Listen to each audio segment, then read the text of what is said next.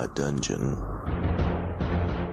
Welcome to Cauldron's Krypt. I'm your host, Master Cauldron. If you're new to the show, I use my 24 years of BDSM experience and 20 years working in the psych field to dispel myths, get rid of stereotypes, and answer your questions about BDSM. You can call in at 865-268-4005 to leave your questions or visit the Krypt at cauldronskrypt.com. On this episode of the Krypt, I have a brief listener comment to share. We'll hit those rules to love by. And then I have something a little different for you. It's the sound bites that I recorded for the Hall of Kink at DomCon LA 2019 that cover several different topics, from what are DOMs and subs to flogging, rope, what's the difference between a submissive and a slave, things like that. So I received an email from somebody that I'm going to call Jackwagon6969, and this email basically said, "You talk so slow, I just can't listen. For someone obviously so smart, you sound so stupid." Well, yes, it is my southern nature to talk a little slow from time to time, but I want to make sure that I'm being understood. Also, in any podcast player, podcatcher, whatever you want to call it, there is a way to speed up what you're listening to if the podcatcher is of any quality. I know I use Podcast Addict. I know in Overcast it can be done. In most podcast listening apps, you can go up to at least 2 times. I know I listen to just about every podcast on 1.6 speed. So if it's a little too slow for you, feel free to speed it on up. Don't have a problem with that. All right, so enough of the negativity. Let's hit those rules to love by. Rule number 1, safe, sane, consensual, and informed. Rule number 2, kinky. That's KNKI, stands for knowledge, no intolerance, kindness, and integrity. And that does come from the Kinky app, available on all platforms, though it is not a sponsor. Rule number 3, submission is not about authority and it's not about obedience. It is all about relationships of love and respect.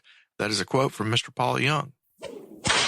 The term BDSM, which was first recorded in print in a 1991 Usenet post, is a compound acronym which breaks down as BD, bondage, discipline, DS, domination, submission, and SM, sadism, masochism. Bondage is the act of restricting the movement of a person or persons by binding them to themselves, an object, or other people. Discipline is most often thought of as corporal punishment performed on someone due to their wrongful actions, but it can also include many creative things such as humiliation, degradation, mind games, groundings, and countless more options. Domination is the act of being in control of another person, while submission is the act of allowing oneself to be under the control of another person. Sadism is defined by the sexual arousal achieved by the physical, mental, or spiritual torment of another person, and masochism is defined by the sexual arousal achieved by the physical, mental, or spiritual torment inflicted to oneself, whether it is inflicted by another person or self-inflicted. While there are many variants of the meaning of BDSM on a cultural level, whether it mean those who are kinky, those that participate in leather traditions, or the LGBTQ plus community, BDSM has become a cultural term used as a catch-all for those of us that do not fit into the norm of societal expectations.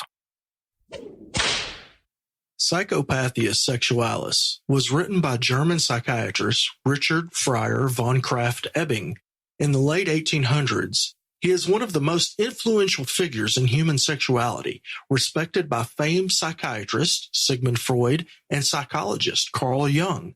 Krafft-Ebing was the first to do major studies of sexual perversity.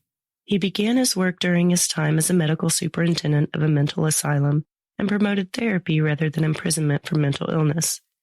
At that time, sexual deviance was being dismissed as a mental illness. His work began after he started observing sexual perversity of his patients and was meant as a tool for differentiating between the symptoms. Volume 1 in 1886 contained categorizations and discussions of sexual perversity along with 45 case histories. Krafft-Ebing was working on Volume 12 at the time of his death in 1902, which featured 238 case histories and categorized a wide range of sexual pathologies. It was considered a guidebook of perversity and helped the scientific community establish authority over matters of sexuality, as opposed to religion. Sexual behavior became a neurological issue rather than a moral one.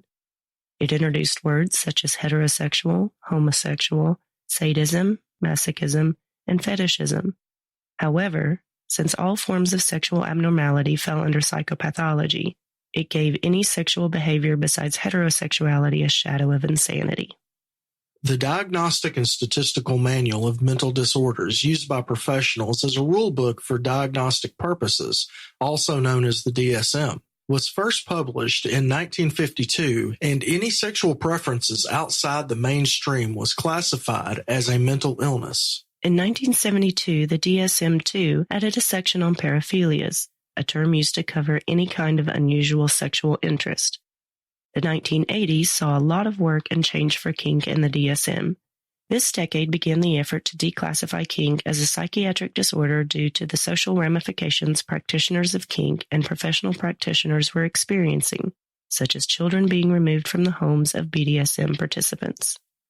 Race Bannon, a National Coalition of Sexual Freedom, or NCSF, board member and creator of Kink-Aware Professionals, and Gary Baldwin, a therapist who mainly worked with gay and alternative sexuality communities, organized a march on Washington called the DSM Revision Project.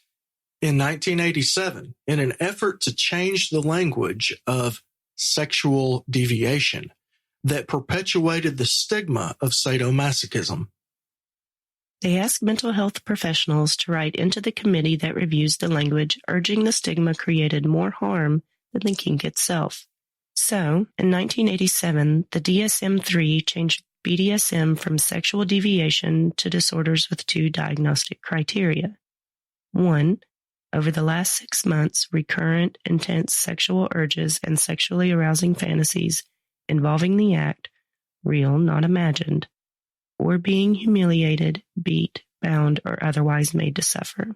And 2, the person has acted on these urges or is markedly distressed by them.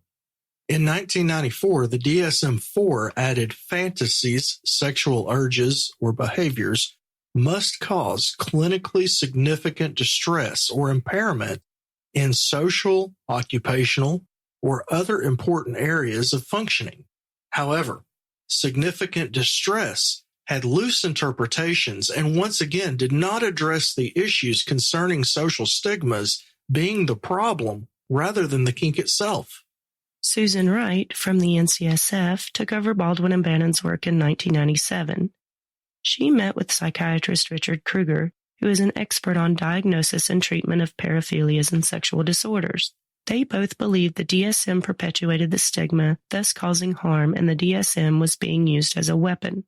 They argued that according to the current DSM, S&M fell under the same category as pedophilia, which is also a paraphilia, and should not be considered the same.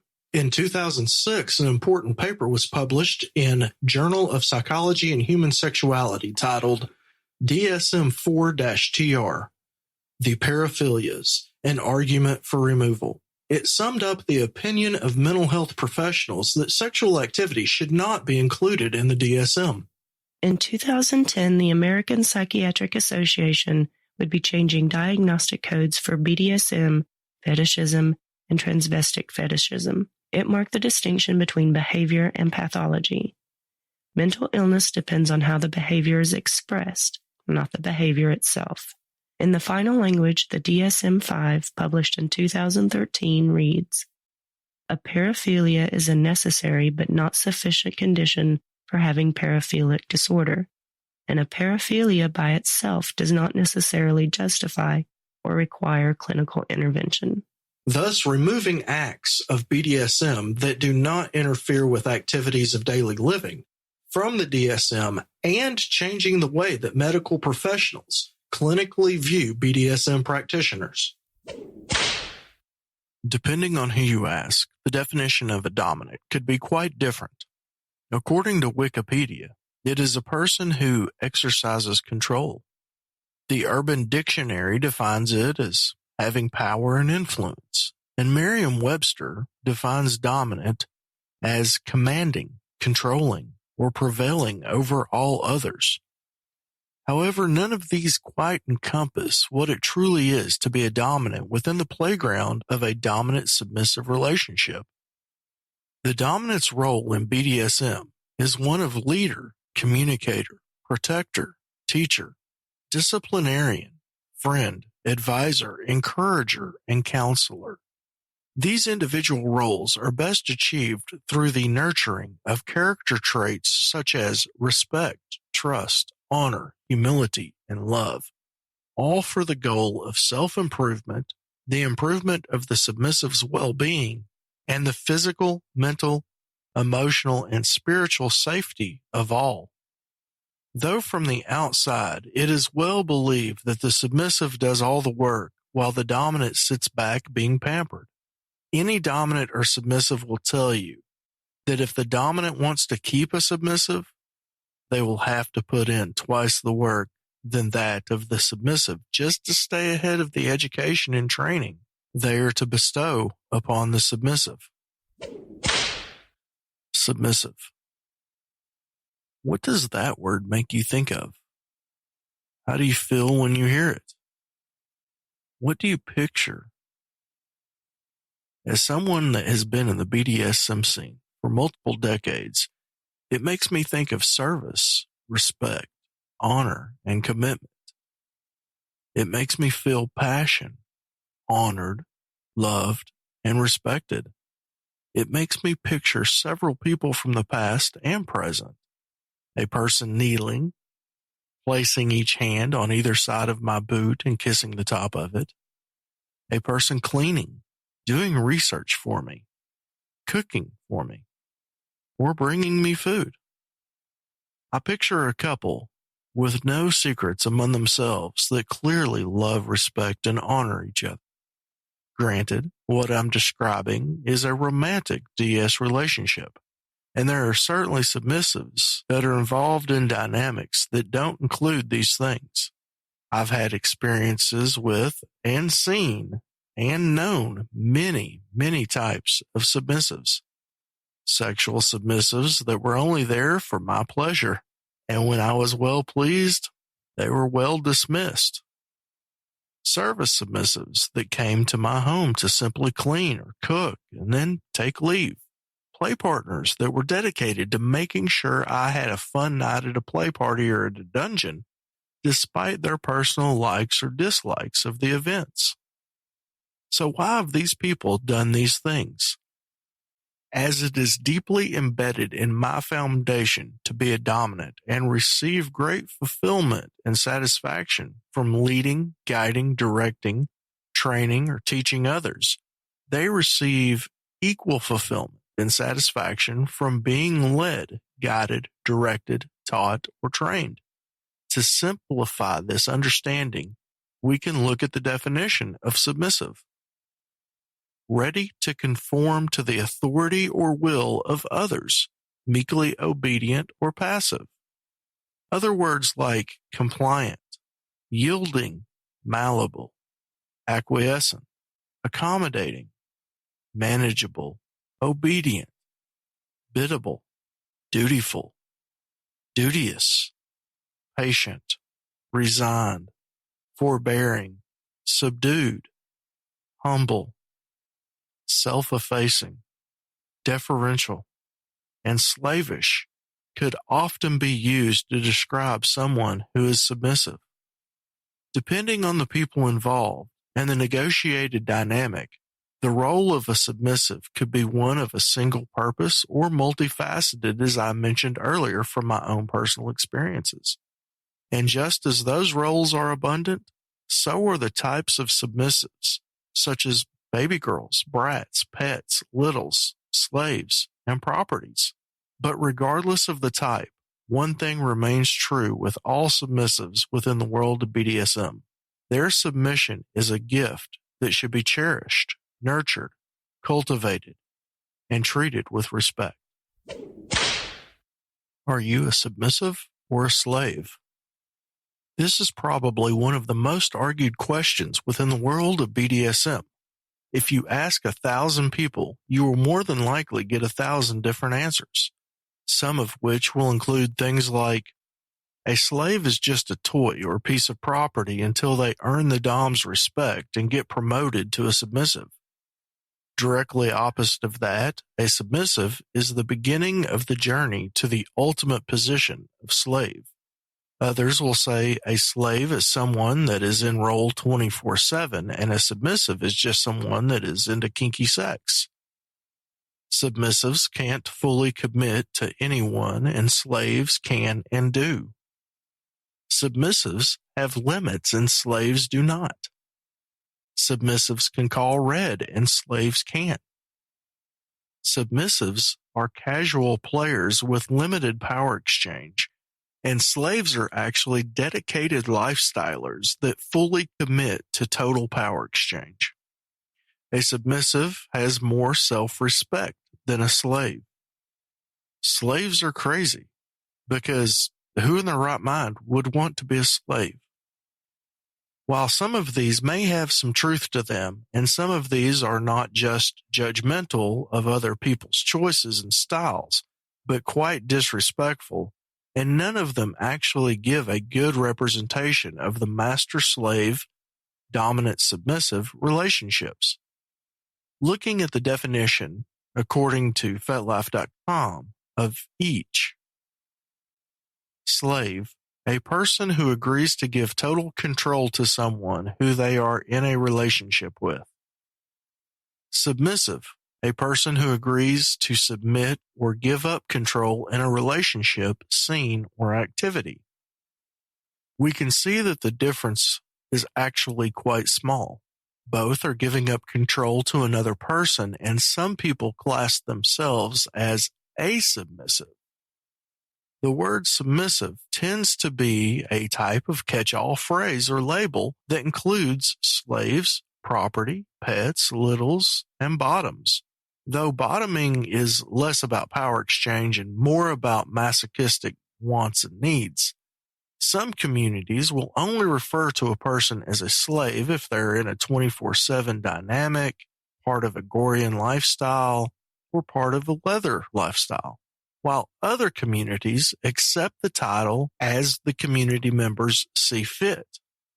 Even with the vast options on the topic, one thing seems to be consistent within most communities. It is widely stated that all slaves are submissives, but not all submissives are slaves. In short, the terms have evolved to become loosely interchangeable to some and incredibly rigid to others. So with this in mind, whether someone considers themselves a slave or a submissive, it should be left up to them and their dynamic. Though flogging has been performed for centuries in the form of self-flagellation and punishments, we kinksters tend to flog or be flogged for the two primary headspaces in which it can induce. The first being subspace or bottom space paired with top space or dom space, and the second being a catharsis. Subspace or bottom space is most commonly described as a floaty, natural, high feeling that is caused by the releasing of endorphins, serotonin, oxytocin, and dopamine, all of which combined makes us feel happy. Cathartic flogging typically brings the same initial high, but the purpose of a planned catharsis pushes past the high to a deep release. Master Tano defines cathartic flogging as a spiritual healing that is erotic and sometimes a teleporting experience created by the exchange of energy between the participants. He continues to say, it is also the exorcism of your demons. Master Skip Chasey, who coined the term cathartic flogging, defines it as merging the erotic with the ecstatic. Though there is a long-running debate about the intensity and even the existence of dom and top space, for a sadist, When topping for a flogging scene, the same chemical release is often achieved, also leaving the top feeling happy and naturally high. Spanking, canging, single-tail whips, rulers, and kneeling on objects such as screws or Legos are more common forms of punishments in the world of BDSM. However, there are those that use flogging as a form of punishment and/or obedience training. I personally have a pair of thin-cut buffalo floggers that are extremely stingy, which only reside in my toy bag to be used as tools for punishment, while others prefer the more traditional cat of nine tails to use as a punishment implement. As talked about in the history of flogging, there is an extensive and long use for this particular implement, from sensual to extreme punishment. But for now, we're going to get into the styles of flogging. Rhythmic flogging, which is the act of flogging in a consistent pattern such as figure eights, circular, side to side, or Florentine. Most bottoms will attest that rhythmic flogging is the best technique to achieve subspace. Dual wielding, when the top uses multiple floggers, either together or rotating between them to achieve a specific sensation, whether it is to increase the thuddiness by holding two floggers in one hand, alternating between left and right for sting and thud, or performing Florentine-style flogging. The dual-wielding technique is an effective way to achieve some sensations unobtainable using a single flogger. Florentine flogging, which is both a rhythmic and a dual-wielding method, is believed to have been inspired by a double sword salute used in Kung Fu. The Florentine style, typically done in a 4, 6, or 8-point pattern, is an advanced dual-wielding technique which involves the rhythmic use of a pair of matching floggers. The floggers are either identical in make or weight to help control the positioning and intensity of the strikes that are delivered on the downswings of the pattern. Florentine flogging is also said to resemble poi, which originated with the Maori people of New Zealand, where it is still practiced as an art form. Another form of dual wielding is sting and thud. This is an alternating type of flogging sensation play where the top uses one or multiple floggers to rotate between stingy sensations and thuddy sensations. Sensual flogging is the use of flogging as a way to achieve sexual stimulation. And of course, there is flogging for punishment. The use of floggers, typically stingy floggers, as a way to punish, which has an extensive history all around the world, including the U.S. Army, which officially abolished flogging on August 5, 1861, but it was still secretly used off the books until the mid-1900s. Let's talk about rope. What is it made out of? Basically, you have two different types, natural fibers and synthetic materials. Now, natural fibers can include hemp, jute, linen.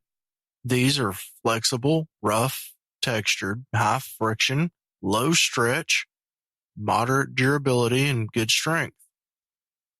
Cotton, which is flexible, soft in texture, moderate in friction, moderate in stretch, low durability, low to moderate strength. Silk and bamboo, which are both flexible, soft texture, moderate friction, low stretch, moderate durability, and good strength. Manila, sisal, core, these are all stiff, harsh texture, moderate friction, low stretch, moderate durability, and moderate strength natural fibers. So when we get into synthetics, we have nylon, paracord, and other types of multi-filament polypropylene. These are flexible, soft-textured, low friction, moderate stretch, high durability, very high strength. Synthetic hemp, which is flexible, rough-textured, moderate friction, low stretch, high durability, and very high strength.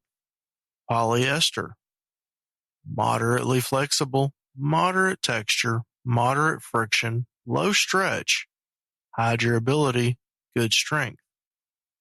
And finally, generic polypropylene. This is stiff, hard plastic texture, low friction, low stretch, high durability, and very high strength.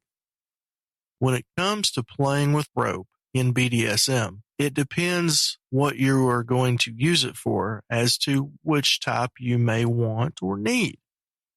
Also, part of the important decision making is in what diameter to use. The choice of diameter typically involves a section between 4mm and 8mm. 4 factors influence one's choice of diameter: maneuverability, handling, comfort, and safety.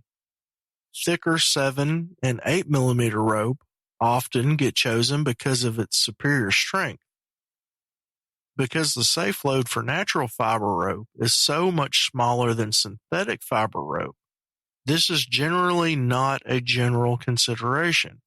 An 8mm piece of hemp rope has a breaking strength of approximately 800 pounds and a safe load of 80 pounds. Definitely an improvement over the 6mm.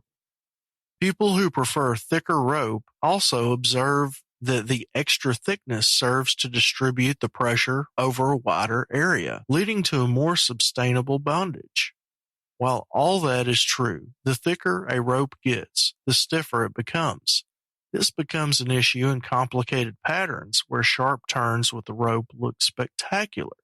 It also serves as a drawback when doing hand or face bondage, where precision is more important than the area covered. Thicker rope also weighs more. That makes it more difficult to handle. Still, 8mm hemp might be a great option for suspension lines, especially by beginners on a limited budget. At the other end of the spectrum is the thin rope, such as 4mm. This rope possesses great flexibility, but is very weak. Its thin surface can also bite into the skin when put under tension. Most riggers today prefer 6mm rope. It features the best compromise between strength, surface coverage, weight, and flexibility. Some jute lovers, who are heavily into performance bondage, prefer 5mm jute over the 6 for the superior handling experience afforded by the lightness of the 5mm rope. So, how long should your rope be? The length of your rope depends largely on who you are, what you are doing, and to whom you are doing it to. The Japanese believe that length is all about the rigger. They measure the optimum length of the rope by taking the length of one's full arm span with the arms outreached and multiplying it by 4. With the rope doubled over, this makes it easy to draw the rope through any knot in 2 smooth hand motions. Usually this measures to lengths between 23 and 27 feet or 7 to 8 meters. When full lengths of rope are not required, they tend to stick with 12.5-foot ropes. This system works well when used on sleek Japanese bodies. When bondage began to get popular in the West, many found that on bigger North American bodies, their ropes were coming up short consistently within a foot or 2 of finishing their ties. To compensate for this, many North American riggers started to employ 30-foot ropes with 15-foot spares. Some North American riggers still also use 50-foot links for body harnesses that separate the ends during the rigging process. If you're getting value out of the Krypt and you would like to help support the show, click on the Patreon link in the show notes or go to cauldronscrypt.com/support and you can become one of the show producers like Pro Producer Lily Chaos, Executive Producer Jeremiah, Arcane DGR and Violet Aurelia, Feline Rouge, Baby Love 2269 and Faisal. Senior producers Matt Emerald Wolf, JK Sort Out the Kinks, Delilah, Sir Mutual Respect, and Master Gabriel. Producers Kane Sin, That Place in Oklahoma City, thank you, Miter. Roxy Bear, Olive Eyes, Zion, and Alexandria. Junior producers K2SO, Buffalo Dom 84, Lay Sumi, Haley, and Morgan. I'd also like to thank BDSMcontracts.org, daycallers.com, and whippingstripes.com. These are vendors that I use. I know them. I like them. I trust them. They are not sponsors of the show. I just would like to give you a little information on where to start if you're interested in their products. Information for them is also in the show notes. Next time on the Krypt, we're going to jump back into those interviews from DomCon. All of the contact information is also in the show notes. This has been Master Cauldron for CauldronsCrypt.com. Unearth the truth.